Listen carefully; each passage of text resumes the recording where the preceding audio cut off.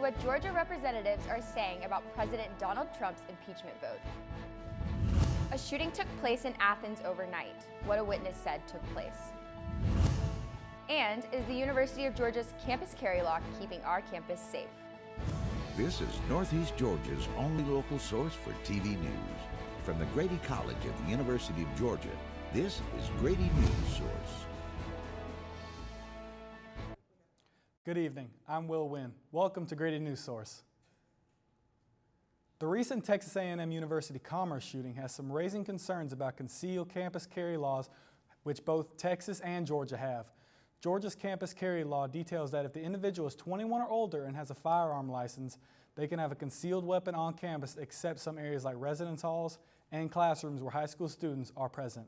Grady Newsource reporter Derek Carr has explored the concern for campus carry laws that are not only in Texas, but also Georgia. We're putting on campus the very ingredient that will add to additional violence. Ivan Ingerman feels so strongly about this. You can check Facebook to find the organization he founded. Keep the G gun free. And most of the college campuses are filled with adolescents. Your brain is not fully formed until you're 25. And during this period is where you have a lot of stressors. You have social pressures. You have interpersonal relationships. And that's where we see most of the violence happening is in these kind of interpersonal relationships. 12 I mean, that's a map. 12 states mandate that you must. Dr. David Mustard has a different opinion. As a law and economics professor, his focus includes studies in the right to carry concealed handguns. The rationale behind the law is to reduce crime, just like why pass concealed carry laws in general. So why extend it to school campuses is to reduce crime, to reduce mass public shootings. So if you look at the data that study where mass public shootings occur, if you look at the FBI definition of what constitutes a mass public shooting, almost every mass public shooting has occurred in an area that prohibits law-abiding citizens from carrying their weapons concealed in that location. Mustard says the data makes a case for that. Time periods. And the data show that basically concealed carry holders are the most law-abiding citizens that we can define. So if you look at any kind of data on whether they commit crimes or whether they do things inappropriately or whatever, there's no safer group that we can legally define. Derek Carr, Grady Newsource. The Barrow County School System will kick off its Connected Parent Series tomorrow night at the Wimberley Center in Winder, Georgia, with Andy Boyle, an instructional technology specialist at Kennesaw State, who will speak about the screen time debate and the impact screen time has on our children.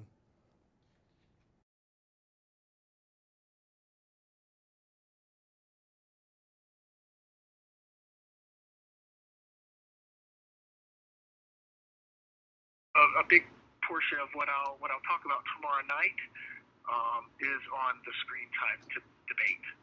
For me as a parent, and what I tell parents that I work with, at schools that I work with, that we really, the focus should be on intentional use and not screen time as a pacifier. So if we're just using it as a babysitter, I think all the research will show us that it's bad.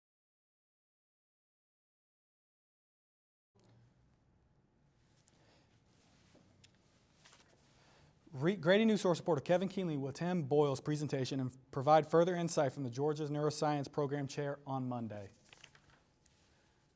This week, the White House posted the budget of the U.S. government for the 2021 fiscal year. President Trump unveiled his priorities for education in his new budget proposal, which cuts some programs and adds funding for others.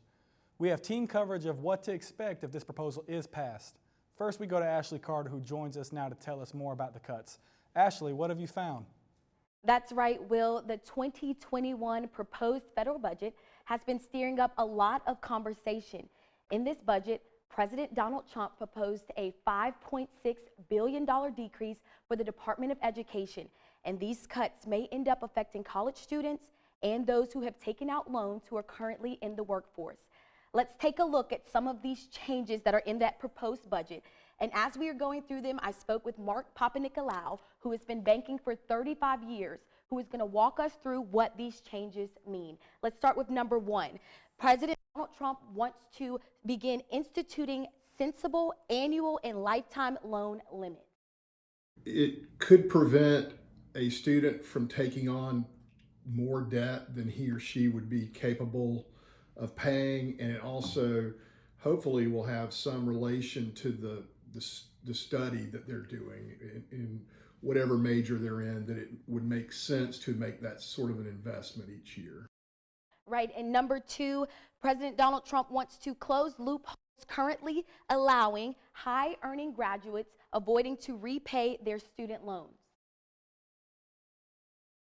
What that is it relates to students who've already finished their degree and are out in the workforce, and they're earning a high income, yet they're not making their loan payments. I think that it's an effort to make those people make those payments so that more money would be available to new students who need student loans. Now, number three is eliminating default for impoverished borrowers, and number four is providing expedited loan forgiveness for undergraduate borrowers who make 15 years of responsible payment. The default means that they broke the contract. They're not making the payment. So I think it's an effort to take note of those people who cannot make those payments because of the big amount of debt that's associated with them, and removing that default status from them. Now, I also spent some time at UGA's School of Education and spoke with students about what impact they think this proposal, if passed, will have on the teaching profession. Here's what they had to say. President Donald Trump. Once I graduated from UGA, I taught for 3 years. Most people that I've talked to that are educators or want to become educators lean on that initiative and that policy. We're already dealing with teacher attrition because education is hard and underpaid.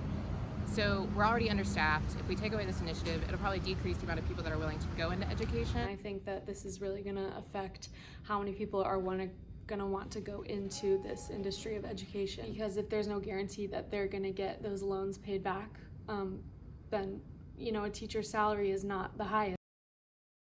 So Will, if these proposals are passed, they will have a large impact on the teaching profession. Back to you. Thanks, Ashley. So you heard the story on education budget cuts. However, President Trump has also requested an increase of funds allocated to career and technical education. We now turn to Grady Newsource reporter Trevor Terry for that side of the story. Hey, Trevor. Hey, Will. So I went to Jackson County High School today to speak with Todd Schultz, Jackson County School's CTAE director, as well as students and teachers about how this increase in funds could affect their school's program. President Donald Trump is looking to increase national funding for CTE, or Career and Technical Education, by $900 million in 2021. Jackson County Schools CTE Director Todd Schultz thinks this funding could help students in the long run. If you can actually find those passions and find the areas that you really want to go into, no matter if you're going to post-secondary or going straight into the workforce, it's really good to do that right here. Jackson County Schools CFO Anna Dodge says Jackson County spends between $2.6 and $2.7 million per year on CTE through the Perkins Fund. With President Trump's proposal, that would inevitably increase. So the Perkins funding and just grants from our state allows us to purchase supplies, materials, books. We do get Perkins funds, and we use that for equipment, but sometimes we have to ask for the community to help us out to buy things that we need. And the students can benefit by getting real-life experience. Get the things they actually use in jobs and in the real life that we can use and learn how to use and be comfortable with. They can even become industry certified. Industries and everything that we have today, they're wanting students with skills. Education is great and knowledge is great, but if they don't know how to apply it, that's what they're needing. I'm not majoring in science or anything like that, or like chemistry, all those other stuff. Those really don't apply to what I want to do in life.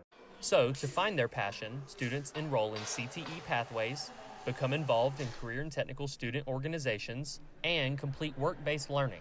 Students are having the opportunity to do work-based learning. Right now, we're Looking at about 140 students that are already signed up for work-based learning for next year. In addition to this experience, they're prepared to graduate. In fact, Georgia's 2019 reported CTAE graduation rate is 96%. And while the Georgia CTAE graduation rate is 96%, here at Jackson County High School, their CTAE graduation rate is 99%. So when they leave here, they have the passion and as much knowledge as I can give them to move on to the next thing. So the important thing to remember is that none of this is set in stone. This is only the proposed budget, and it still has to be approved by Congress. Back to you, Will. Up next, you will learn about the lack of attention on human trafficking in rural areas and how one park in Athens is getting updated.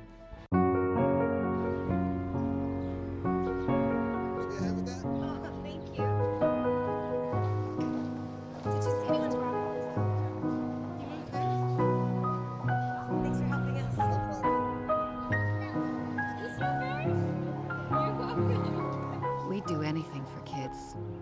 Yet 1 in 6 children in the U.S. struggle with hunger. Help end childhood hunger near you. Learn how at feedingamerica.org.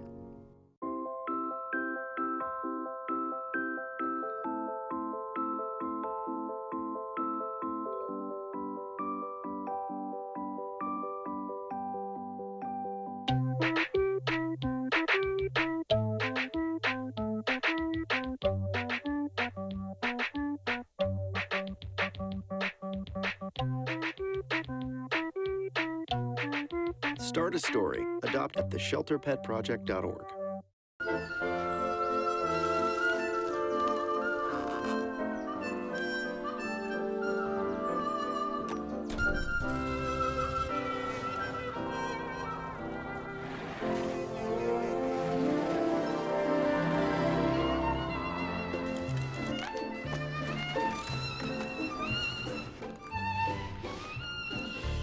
I love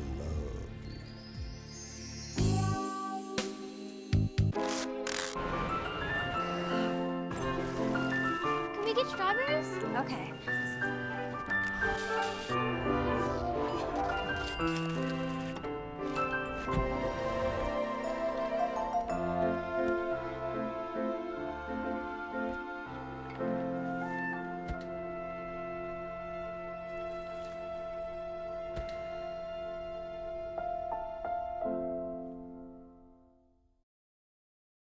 You may be surprised to learn that Georgia has one of the highest rates of human trafficking in the country. However, not much of that spotlight has been shown on this issue in the local sphere. Margaret Fohl explains why. Georgia is a hub for many things like agriculture, railways, but also human trafficking. Georgia was ranked 5th in the number of human trafficking cases by state in 2019, according to the National Human Trafficking Hotline. The GBI reported that human trafficking in Georgia is predominantly related to sex trafficking rather than labor. While data on trafficking in Georgia is available online, data that's specific to Athens-Clarke County is not. Commissioner Melissa Link said that to her knowledge, the commission has not looked into the issue.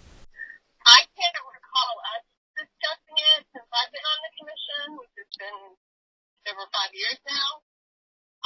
But I do remember there being some fuss along the way. I've seen evidence of it, especially on football weekend. And she's right. In June of last year, a 3-day investigation conducted by the GBI, the ACCPD, and other agencies led to 9 arrests in Athens, although there were 25 cases that met the threshold for arrest. The lack of data in smaller counties is not uncommon, said the data manager at Georgia Cares, an agency for child victims of sex trafficking. Hannah Murfitt says that Georgia Cares received 14 referrals from Athens last year about kids who may be involved. Oftentimes they are recruited by family or friends. They may be having a relationship with an older adult. Children who run away frequently or just disappear for a day or two and then come back home. Paula Nedza, the Oconee County Rotary Club president, is bringing awareness to sex trafficking in Oconee County by hosting awareness forums for the community. She says the goal is to save the kids. And saving the children. I mean, that's what's important. And educating the community when they see something that doesn't look right. Don't be afraid. Reach out to law enforcement and call. Margaret Full, Grady Newsource. Athens-Clarke County recently approved the addition of concrete pad and portable basketball hoops to Dudley Park. This is just one of many improvements coming to this park soon. Savannah Schmidt reports. This is where visitors will see the new improvements to Dudley Park, including the completion of their amphitheater, portable basketball nets, construction of a public restroom, and a pavilion. Todd Miller, a park planner for the county, says it's not easy deciding what improvements need to be made. You can't go put a football field in the middle of a nature park and so forth. So it's a combination of department needs and what the community needs. Mac Brown, a UGA student who lives near Dudley Park, says he likes using the park for its trails. However, the trails are where he sometimes encounters problems. It's kind of really down low. So if you're ever trying to run through the park after it's raining, there's a lot of water on a lot of the trails. While the flooding can be an issue at this park, Brown feels that any improvement would be valuable. I think the amphitheater is a great idea. I think having a communal space where people can go and do an event rather than just walking through it would definitely prove worthwhile. Miller hopes that these additions will bring more people into the park. It just creates more of a space for the community to gather together and interact with each other. Construction of Dudley Park can probably start in fall or winter of this year, with the park being completed by summer 2021. Savannah Schmidt, Grady Newsource. Hi, I'm Peter. And there's nothing I love more than sharing vegetables with my friends. Come on in, help yourself to anything. That's why we give our food the utmost respect it deserves. Did you know there are simple steps we can all take to help save food? You can cook it, store it, even share it. Just don't waste it. Because when it comes to food, better ache than never. To learn more, visit SaveTheFood.com. You think getting dumped by text is harsh? Try getting dumped by a tennis ball. My ex-owner drove me out to the woods, yelled fetch, and by the time I brought the ball back, he was gone. Yeah, I was pissed. But the folks at the shelter helped me let go of my anger. I learned coping skills, like taking it to the hole. Boom! Now I'm ready to fetch again. But how about I throw and you run and get it?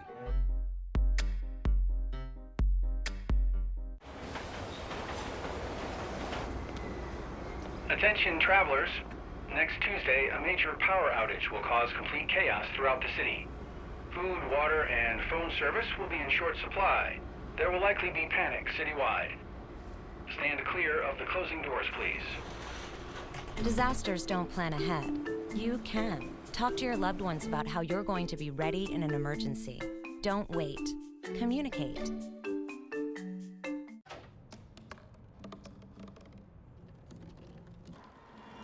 Everybody has a dream.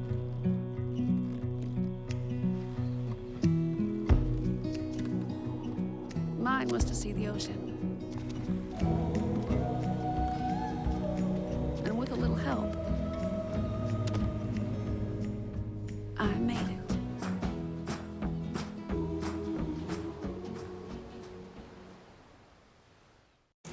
And now, the weather. Hi, I'm Lainey Tagliaferri with your Grady Newsource weather. Tonight we are going to be talking about flash flood watch, tomorrow's forecast, and the 5-day forecast. Now, the National Weather Service has put several cities in North Georgia on flood watch, such as Chattanooga and Blairsville, and Rome is on flood warning. Now, these are the high temperatures for today, varying from 56 degrees up to 72 down in Augusta. Looking at the forecast tomorrow, we are going to see a high of 66. That is supposed to drop down to 58 by 6 p.m. 80% chance of showers, but those should be gone by 2 p.m. Looking ahead to our 5-day forecast, the rain should let up tomorrow, giving us clear blue skies for this weekend. Friday, Saturday, it is going to be 52 and 50 degrees, so make sure you bring a jacket for any Valentine's Day plans that you may have. And on Sunday, it's going to be partly cloudy, 20% chance of rain with a high of 58. I'm Lainey Tagliaferri with your Grady Newsource weather. Home field advantage just got a little bit stronger for Georgia football fans. Georgia football ticketing is cutting back the allotment of tickets to visitors and turning them into season tickets for donors. Seats for visiting teams Auburn and Tennessee will be cut from 7,500 to 6,000, according to UGA Senior Deputy Athletic Director Josh Brooks. The new season tickets will be added to the 600 level section of Sanford Stadium and will be eligible for the seat and parking selection process that is set for May. After making a donation of $275 to the Hartman Fund, which is due by February 15th, you will receive an online season ticket application that is due on the last day of March. After the break, Cassidy A. Thomas will have a full sports report for you. Are your children in the right car seat for their age and size? Is the seat supposed to be forward-facing or rear-facing? Did they move to a booster seat too soon? It may be too late to check when you're on the road. Fortunately, you're on the couch. Car crashes are a leading killer of children 1 to 13. Don't think you know. Know you know.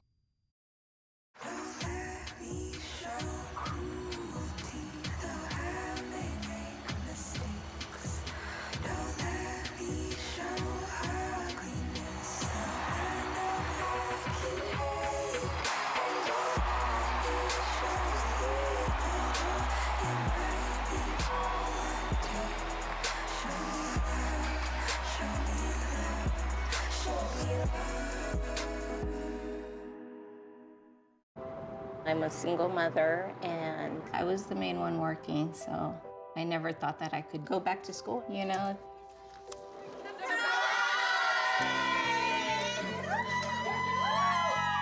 My sister, my mother, everybody wanted to help me with my kids.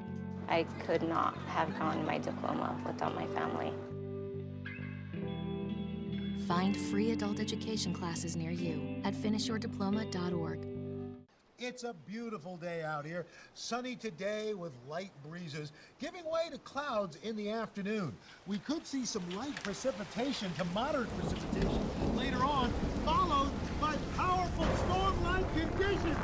90-mile-per-hour winds are expected. Authorities are asking everyone, stay indoors. Come on, that's it. Let's go.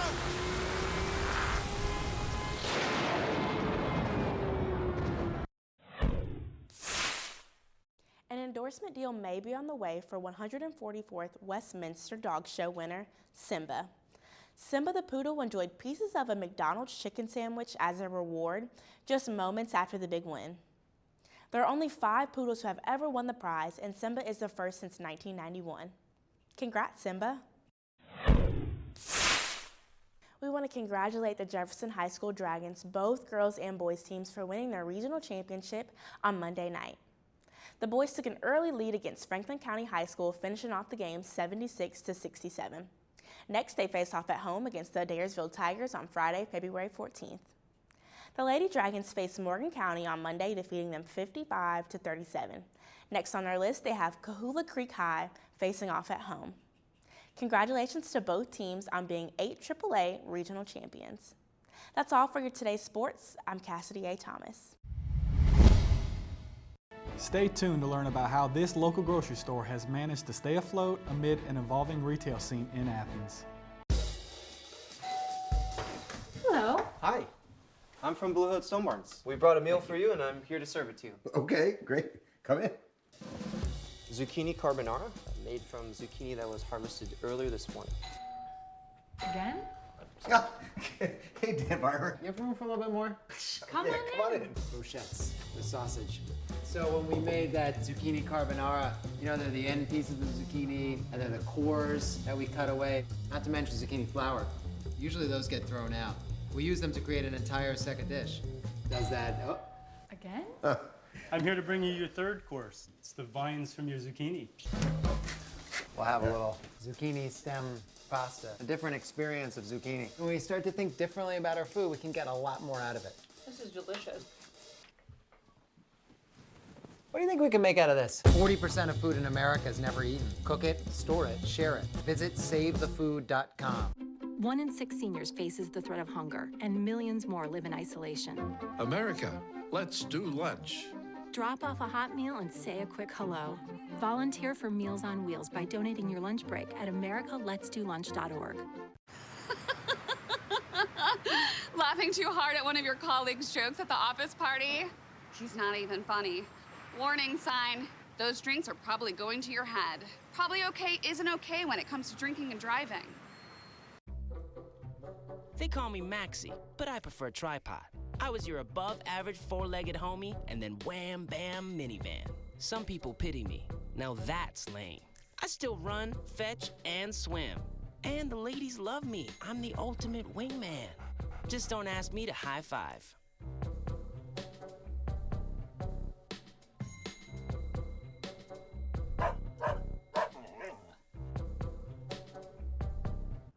With some local businesses closing here in Athens, there are still some that have managed to deal with the changing retail landscape. Grady Newsource reporter Emma Goldsmith shows us how one local business has done it. With empty storefronts popping up around Athens, it's easy to assume that local businesses just aren't doing well. But here at the Daily Groceries Co-op just right behind me, they hope to have a different story. Defining our narrative in Athens has been a big theme. And then ultimately, as part of that conversation is like, well, what more of value can we offer and how can we expand our offerings in this very small space that we have? The Daily Groceries Co-op over on Prince Avenue had a challenging past 2 years, with issues such as staff turnover, changing regulations, and growing competition in online sales. But the co-op persevered and actually just announced their plans to renovate the store to expand some of their sections and make it a more seamless space. I'm very, very excited. This is kind of stuff that we've been talking about for like 6 months, and it's finally happening. As the retail landscape in Athens continues to change, the president and CEO of the Athens Area Chamber of Commerce has big hopes for the future. I think there is a significant amount of the population that wants to see small businesses succeed and will spend more money at a small business than they would otherwise. Bradley said that small businesses such as the Daily Co-op can be a bit more nimble than their larger counterparts. So I think that what you're seeing is the nimbleness with Daily Groceries to be able to make the concerted and courageous effort to do something different. As for the future of Athens, we have the potential to be the startup business hub of the Southeast. Emma Goldsmith, Grady Newsource. That is our show for tonight. Thank you for joining us, and as always, we invite you to follow us on all social platforms and our website, GradyNewsource.com. Good night.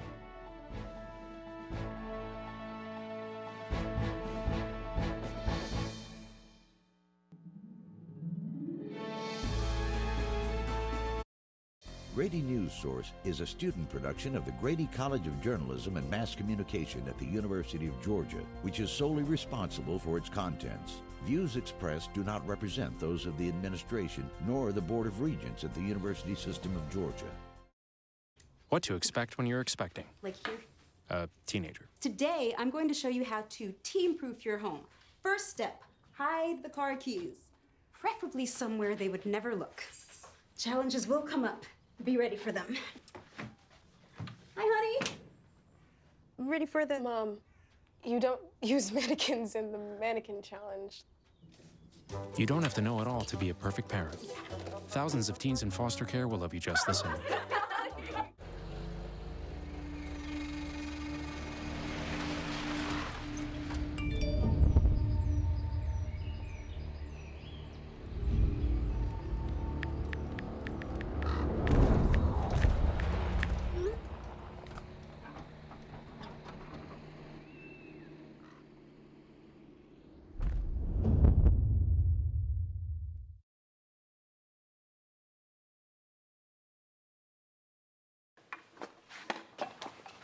Did you hear about the pony with a sore throat? He was a little horse. Can I tell you a cat joke? Just kidding. Why couldn't the Why was the basketball court all wet? Why? Because the players kept dribbling all over it. Where do cats go on vacation? New York.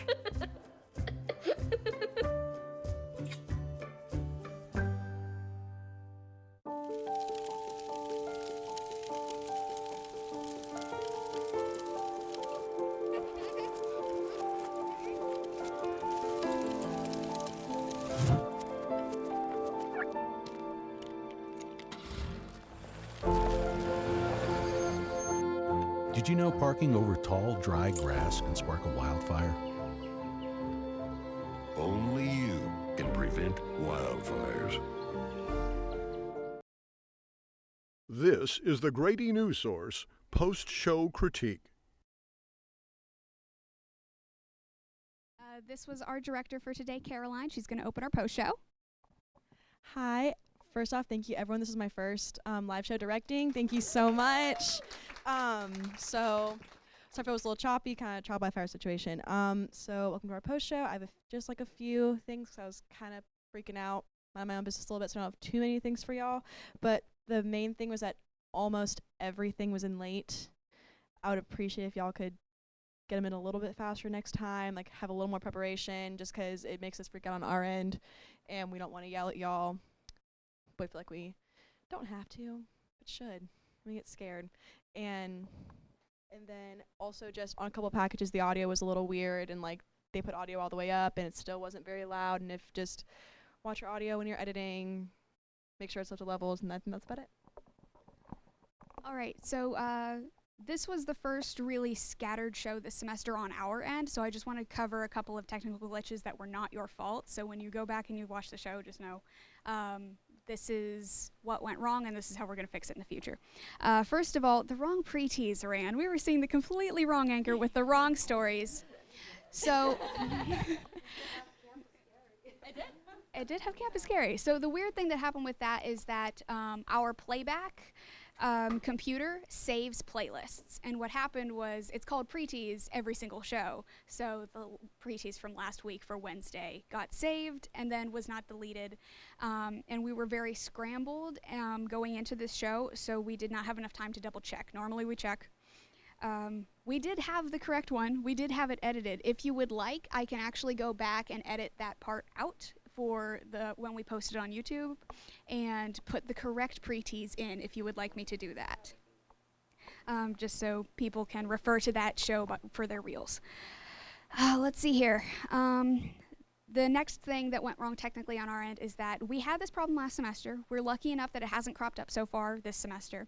But DDR1, the machine that we basically use to play back people's packages, was a little bit broken. So normally it has autoplay enabled, which means that when we hit take, it will roll automatically and then automatically go to whatever we have in preview. So it'll just bail out and end immediately after the clip ends. That did not happen today. We had one cause for this figured out, but that cause was not relevant today when this problem was happening. We're going to go ahead and start troubleshooting that so that it doesn't happen again. But that was why some of the packages kind of freeze framed at the beginning and at the end, and why some of the slots did not autoplay. As far as stuff on your end, when you export your packages, just make sure it's the Grady Newsource 720p preset so that it's 1280 by 720. Otherwise, you're going to get letterbox or black bars on the side. Also, during pre-show, like during pre-recording, I would like to emphasize that communication today was a little bit wonky. Everybody was kind of all over the place, and we really need to get some solid communication lines down for the rest of the semester. You guys have had very clean shows so far, so it's been a little bit easier to get by, but today I didn't even know that weather block and sports block were switched. They were switched today, and I was not, I was never told about that. I just saw it on the rundown and just kind of ran with it. So that's just something that we need to make sure that we do in the future. Next up, I would like to say that in pre-recording, you guys did a great job. You were on top of it. You were down there early. We started recording every single block, sports, weather, and B block early. That never happens, and it is greatly appreciated because that means we have more time editing, especially when we have new editors that we're training. That way they have more time to work with that material and learn how to properly edit down the stuff that we do in pre-show. Finally, as far as feedback goes, the rundown meeting is for everyone, you guys included. So I know that it seems like more of a technically oriented meeting because for the most part it is, but the thing that is important about this technically oriented meeting is that it's how we communicate your stories and your editorial. So basically, there were a couple of times, like going back to an anchor after a SOT or going back to a reporter after a SOT that were not specifically communicated in the rundown meeting, because I know it might seem like the director or I is just telling you stuff, but that's not what that meeting is supposed to be. It's supposed to be, here is the show as we understand it, how we understand the script, and if something is wrong, please tell us immediately. If we say, and then we go out on a SOT, but what we're actually supposed to go out on is the anchor at the desk. You guys need to tell us that as soon as possible.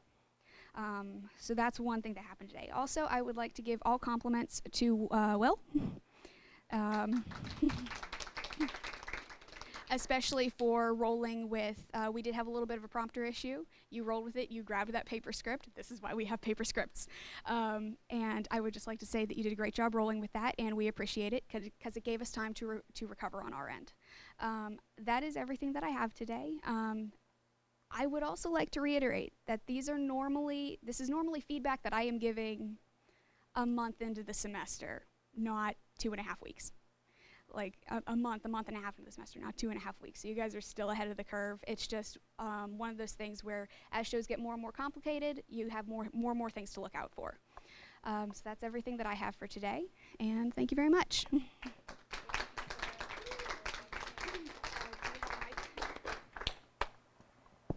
Thank you, Sarah and Caroline. We really appreciate all your efforts. We really had a very ambitious show today, and we had something we hadn't done before, have 2 anchors in the studio, and we had this back and forth, and we need to communicate better. That's what we're trying to do, and maybe we can work with you on how we can better describe it in our rundowns. What are the kinds of descriptions that will help you understand, or what are the kinds of slugs, the kinds of rows that we need to add, like if there's a toss back to the anchor, should that be a separate row with the slug toss back? So for the most part, I would say that I would just appreciate it if you guys use the graphic and the VTR file. I'm just reading the rundown. The graphic and the VTR column. The graphic one should be used for still images, and then the VTR file should be used for things like SOTs. And all you need to put in there is SOT, and then if there are multiple SOTs, just put the number. That way we know how many we're looking for. As far as specifics of when we're going back and forth between anchor or reporter and SOT or VO, that's something that we use the script for, which is why it's so important to mark everything correctly in the scripts in Rundown Creator. I would say that today you guys did a great job with that, because looking at the script as it rolled through prompter, we were able to make some last-minute adjustments that we were not made aware of in the rundown meeting. So like having those scripts in there with accurate VO and SOT cues is incredibly helpful, and it did actually save us a couple of times today. So you guys did great on that. That's everything that I have to say. So I'll go ahead and leave the show to you. Thank you so much. We appreciate it. And so today we have 2 very special guests who spent almost the entire day watching, helping, advising, and even watched our show. And I asked them to stay and offer some critique to help us move to the next level. I explained to Barry Soash, who is the news director of WTOC in Savannah, and Todd McNulty, who is who's in charge of marketing for the TV station, to watch the show and to give us their input from their point of view as professionals in the real world, where most of you will end up in just a few months, those who are graduating after this semester and those who are graduating at the end of the year. I think it will be very valuable to let them talk to you. They took notes, they watched your pieces, and it will be very valuable to have your feedback. And Barry, can we go first to you? Sure. You were taking copious notes. Yes. Sorry, I take lots of notes. Hello. I'm so nervous. Okay. So first, I think good job to everyone. You guys have only been doing it for a few weeks now this semester, right? So It is very great, and I think that you guys have a great program here. So seeing how far you've come along in just a few weeks, I think I always want to press it, put that out there first so you guys know that this is great. And what I'm trying to do is I'm looking for little things that I can give you advice on now. I'm looking at you as a college student who's about to graduate or will graduate later this year, but some things that in a few months, if you step into a newsroom, you're going to want to be doing.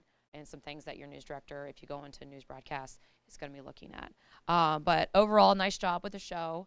I thought, Hayden, you did a nice job of, when we talked about the rundown, you knew what everyone was working on. You were really well aware of the stories. I thought that was good. As a producer, you kind of need to know if you're going to stack and flow of how things go, what your reporters have. So I thought that was good that you were fully engaged.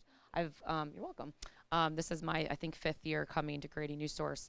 And sometimes I've chatted with producers who couldn't necessarily tell me everything, and they had to stop and go talk to the reporter. So I thought that was really good. So I applaud you and Brittany that was working in there. I thought she was very helpful overall, so that was great. Will, great job today. I thought out there, there was a couple moments, and Sarah touched on it already about you had to reach over and grab the paper. That's reality. That's going to happen sometimes, a lot of whether it's paper script or the prompter goes out or the tablet stops working, it's going to happen. So you didn't freak out, so that's good. It's okay sometimes to be like, oh, we're having a technical moment. Let me grab my script here. It's okay to say that too. Sometimes it's almost better to say it than have this an awkward silence, right, when you're not saying anything. But you didn't freak out, so that's good. I don't really feel like that's the type of person you are anyways, Will. Seems like you're kind of chill, but I don't know you too well. We just met. But that's good. On the anchor desk, maybe just a little bit more energy. A lot of times when you're in the field, it's going to be easier to have that energy. But when you're in the desk, it's like just you and a camera and a bunch of lights. So sometimes you have to be a little bit more energetic than you think you should to really come off on camera with that energy. So just some things to think about. Dara, okay. The campus carry. Heavy topic. So I applaud you for going after that. It's a tough subject to tell. Good that you got multiple voices. Just a couple of notes. The cord, and I don't think you were the only one, but the cord draping across someone. It's like my big pet peeve as a news director. So always put it so I can't see the cord dripping down. And some people are like, well, I don't want to tell them, like, they may not feel comfortable. Most people, if you just say, hey, I need you to run this up your shirt, they're not going to think about it. But if you say, hey, would you mind possibly putting this in a shirt, then think about it. So you can turn around, but whatever you can do. Another trick that it only works if I can't tell that you're doing it is if you put it up their back and then you just attach it to their collar. But anytime you see something that's going to be draping, it's going to be distracting to the eye. So just keep an eye on that. And a little bit of shot composition. I think one of the head was cut off a little bit. So just keep an eye on that. Let's see. Then we had a couple audio issues, but it sounds like some of that was technical on the suicide-related story. The Trump coverage. Okay, so first, I think it was a good job on the showcasing. I know you guys wanted to try something different. So I have a couple different reporters on that. So I applaud you on doing something different. Once again, I haven't seen a class do that before on my visit, and I don't come all the time, but every now and then. So I thought that was good. And Ashley, right? Okay. Ashley, I like that you were going to do something different, like with the interactive board. It had some information, and you played a SOT. I thought it was a great idea. I think I would have shortened it a little bit. I do think, even though he simplified it a little bit, he didn't simplify it enough, right? So what I may have suggested is maybe focusing on 2 things. Pick 2 things and really focus on making it clear and easy to understand for people. And then you can say, hey, we've got all the things that were talked about on our digital platforms or something like that. We get more in depth on our story online or something. But I think maybe just simplifying it would have helped a little bit. The Trevor on the budget additions. I wrote some notes here. Sorry. Trevor. Right there. He's right over there. Casual Trevor. You guys, I'm sorry. This is what happens when you write too many notes. So a couple things overall. I thought the graphics that you put in were really good. I liked that. They were clear, crisp, and easy to understand. You had a couple moments where you introduced characters or said someone's name. You said like President Trump, and then you said another woman's name who gave you information, but then I didn't see them. I saw like the exterior of a building, and then I saw some random shot of a building when you hadn't introduced the character yet. So it goes back to see it, say it. If you are going to talk about someone, you want to have those shots that you can go in and show them. So I thought that was important. But I think you have a very conversational delivery, which is great, and you can play on that a little bit. You're staying up. I'm being a little picky. I think it was a little casual with the jacket, like barely hanging off your shoulders and, hanging out there stuff. So you just want to look professional. Polo's totally fine. If you're going to wear a jacket, commit to it and put it on. But I think half up, it's kind of like, hey, I'm Trevor. I'm out here. This is my story today, So just a little bit of feedback there. But good nats and stuff that I think. And I really like the shot you had. Her name was Denise, and the lockers were behind her. That was a cool shot, so I like that. Am I going too long? Do I need to stop talking? Okay. Yeah. Yeah, you can chime in. I don't have the mic now. Oh, okay. Okay. But I do. The other thing that I liked about the Trump thing is because we're always challenged with this all the time, is how to do it local. And the way you guys pulled both sides and did it local, the pluses and the minuses, or however you want to state it, I think was a smart way to do it. And that would have been something on the marketing side we would have promoted. We would have said, how is that going to affect locally, here locally? That to us is a story. So on both sides too, because it's not just, it's the positive and the negative, and especially here, in Athens. So that's it. Yeah, very good. Good. A very nice package. And the only thing I would say about Trevor is it was kind of smooth. While that was challenging, and you did something different, it was kind of, the storytelling was easy. From a viewer, I got it through the packages being smooth through that, which just technically made it easier too, I'm sure, right? But you got to try things. You got to try that. So. Yeah. So shout out for trying it. It's good. It's good. No, we don't. The smart boards. Yeah. We're getting one though. We aren't. No, we're not. But that was really good. That was good. Margaret. Hi, Margaret. I think your audio levels were a little low, so just keep careful on that. Very interesting story. I think you had some good moments. You were showing some documents. Just really play on that a little bit. If you're going to show a document and it's going to say a couple sentences, make sure it goes back to that see it, say it. Make sure you're being clear with what I'm seeing and you're taking the time. If you're going to take the time to show me, kind of explaining a little bit more. So I thought that was good. The Dudley Park story, Savannah. Hi, Savannah. I like your pants. So I saw some shot sequencing, which I thought was really good. So like shoot to edit, go out there like wide, shoot smaller, that type of thing. So I thought that was good. Visually interesting. Yeah. So when you did your interview with the guy with the neat office, so how long did you take to do that interview? Okay. So you knew to shoot him at the computer, just doing his stuff. Then you also shot him wide, and then you also shot him tight, right? Did you think what made you go in and do the tight shot? Okay.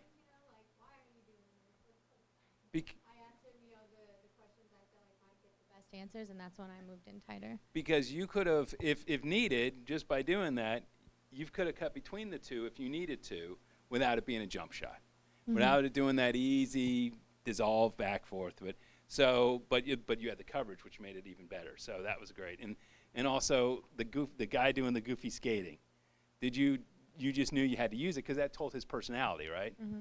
And he gave me like some pictures and stuff like that, but that was like one of the only videos that he gave me, and I was like, this is cute. Like he's talking about the trails and it's a light story. Yeah. I thought once again it's a nice solid package that I could follow, and I understood its impact and everything. And I want to go back to, you used graphics at the top, showed me exactly where everything was. Mm-hmm. And then you use graphics too to show where things were. That is extremely helpful in the storytelling. And the reality is, you guys have to do graphics. You're going to go to a place that's not going to have a graphics department. So learn how to do your graphics. Yeah. That's great. You guys, I saw a lot of it. Our graphics person is in Korea right now on family leave. All the news has to do their own graphics. Don't come to market. But we might. Yeah. Great. Lainey on the weather. Good confident delivery. I thought that was really good. Just a couple of takeaways on weather. Talking about the flash flood watch and warning. Maybe just spend a little bit more time on that, because when I hear warning, that's a little bit more So maybe say when, how long the warning or watch is going to go on for, and why is it? Is it because we're going to get tons more rain? Is it the river flooding that I got to worry about? Is it street flooding? Just a little bit more information on that. And then don't be afraid to interact a little bit, right, with your graphics, because your graphics, and then it was kind of you, and it was a little separate. So, but good start overall. So I thought that was good. Oh, yeah. About weather, I know no one's probably going to be a meteorologist here, though we talked about that. The thing that's great about weather is telling that story. So if rain's coming in, tell us why rain's coming in. Tell us why it's going to get a little colder. And do a little research on that. I know I'm not going to hold you to be a meteorologist, but then that helps me know, oh, a warm front's coming in, or oh, a cold front's coming in. It's just tell the story just like you do everything else. And I did write a good note that I liked. Oh, who'd I got? Sorry. I'm sad that I had to cut her 3-minute weather and even 2-minute weather because we actually had video of the river overflowing. So we kind of lost that element, but it was there. It was there, yes. Okay, so applaud you for doing it. I was going off of what I saw, but I did make a little note that I liked that you made the connection to Valentine's Day. That was good. Because and whether you do want to bring it back to something that people can relate to, so you'll see like football Friday night forecasts, and if you're taking your kids to the bus stop, because it's about bringing it back to regular life. So I thought that was good. Very good. One small note, teasing to sports. I think it was just like sports is next. Try to find something when you're teasing to sports that you're going to convince people to stick around and watch. Yeah, the dogs are cute.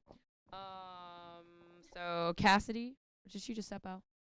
She did. But overall, I thought the writing was fine. A couple little notes on that. We started with an entertainment like stinger, and I thought we were gonna do sports. So I was like, okay, if you're gonna put the dog in the sports segment, then you gotta kind of treat it like sports. If you're not, put it in as a kicker or something. But it was a lighthearted story. I was just gonna say, I think we could have been a little bit more lighthearted about it, a little bit more conversational. And I met Cassidy, and she seems like she's got a good bubbly personality. Don't be afraid to let your personality show a little bit when you're on air. I know that's tough, especially when you just started, but just a little note there. Almost done. Sorry. Okay, good. One little note, teasing the E-Block. We said this grocery store, but I just saw Will at the desk. And Will at the desk is not a grocery store. So don't forget to be like, a grocery store, if you're not going to have any, you want to show the video. Yeah, you want to see the video. There you go.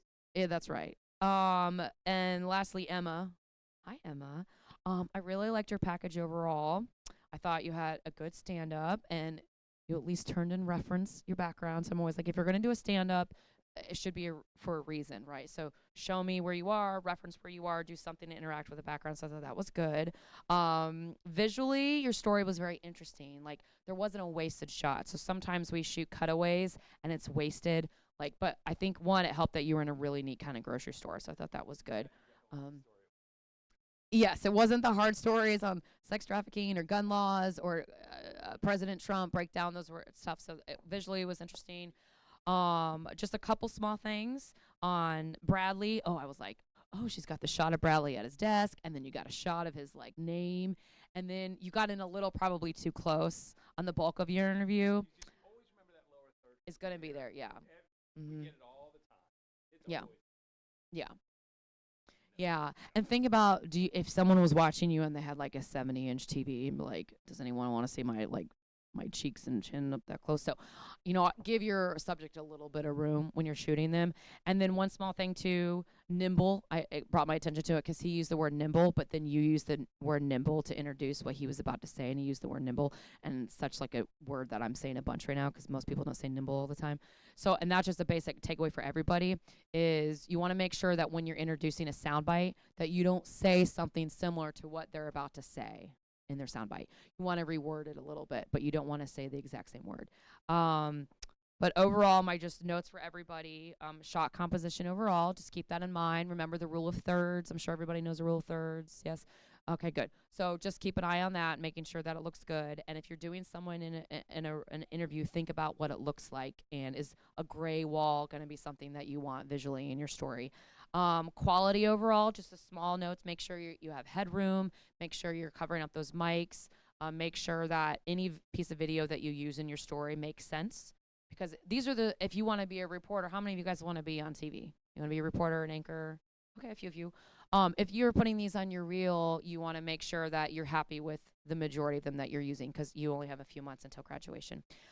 See it, say it. We talked about that a lot. So make sure if you're going to see something, you say it. There's a lot of reasons that go into it, not just so it can be easier to understand, but there's a lot of legal reasons that go into it. You know, you don't want to say a generic story about something bad happening and you show like a person walking in the scene and you're talking about like there's a burglary suspect on the loose, and you show just some, John Smith walking down the street. All of a sudden you convince random John Smith is the burglar on the loose. So it's always important that you see it, say it. So make sure you're intentional with your video. And then just energy overall. You guys are really off to a great start. Really, there's been some great stuff that I've seen here today. And a few weeks in, I mean, like I said, the smartboard interaction, never seen that. And I've been here, like I said, 5 years. So that was a great way to go after telling that story on a hard story to tell. You could have easily just put up a bunch of wallpaper video the whole time. So that was great to see. The double boxing out to the Trump was great to see. A lot of good visual storytelling, hard topics, good energy. But overall, good job, everybody. I think it was really well done. So. One other thing, being a Georgia fan, the other thing, who I don't want to point out who, but that Georgia ticket thing, I think was a little bit of a missed opportunity there, because we talked about Georgia tickets and we just saw a Georgia logo. Then it would say in this, here's the stadium in this area. I was hoping to see like a little circle. Here's where it is, So, and I don't know if that was anybody just kind of putting that story through, but that to me was a story that, even though it might have been just a reader, it's one of those visual things, a visual medium. See what we're saying there, because I still don't understand what the story is. That can affect my tickets. I don't know. So, to me, that, of course, I think that should have been the lead, but. Yeah. It should have been a full package. We should have had a reporter on it, because it's. Well, you got a stadium sitting right over here, so you could just stand in front of it and say, "Here it is." Yeah. Oh, do you? Oh, I don't know. Okay, I don't know. I get excited just coming here. Well, yeah, but that's a consumer story to me. Yeah, and there is a balance. Sometimes there's a line that goes away between what is sports and what is news. We have this conversation in our news department that, we have a conversation in our news department if we have my sports director needs to be in my A block because he's got breaking sports news.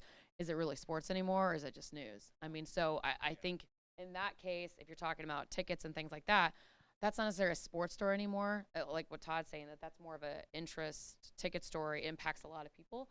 So I think that's something that a conversation could be had on just sports and news and what is what in the new, I might go on a little sidebar here, because we kind of say we don't have a lot of sports, but when the Bulldogs went to the Rose Bowl, we sent our reporters out there, but we only sent one sports reporter. We sent two other reporters, because they were going to cover the stories about the Rose Bowl.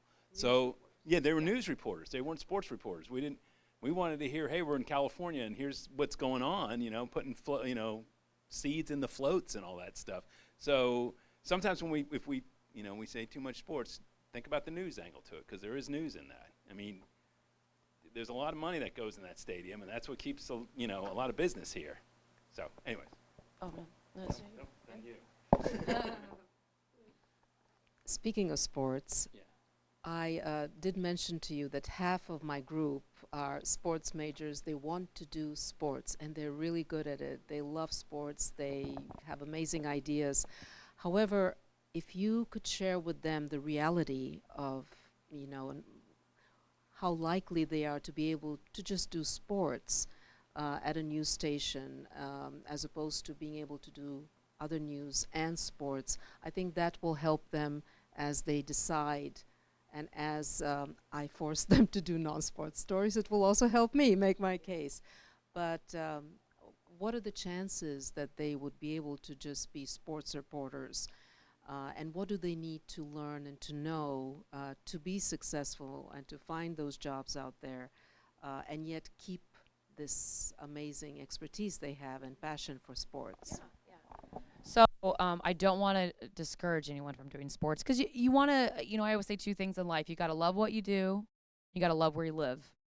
So, you got to love your job and you got to love where you're living. So I think those two things come into play. But, I've been in the business for about 13 years now, and I've seen sports really change a lot. And the reality is I have about 70 people, almost 65 people on my staff. I have one full-time sports person. and I have one person who does news 3 days a week and sports 2 days a week. But then I also have a couple of cross-team players who are news journalists who have a passion for sports, and they've done a good job for me on the news side. So when sports opportunities, like Todd mentioned, like the Rose Bowl comes up, we send news reporters to cover it because there's stories. Everybody can get the highlights from the big things, so you have to be a good storyteller. When we have hurricanes come through, I've worked through several hurricanes. I've worked through 2 deadly rounds of tornadoes and all of those things like that. Oh, do I need to stop talking? That's Oh, our I pro show can. for tonight. Everybody have a good night. Oh.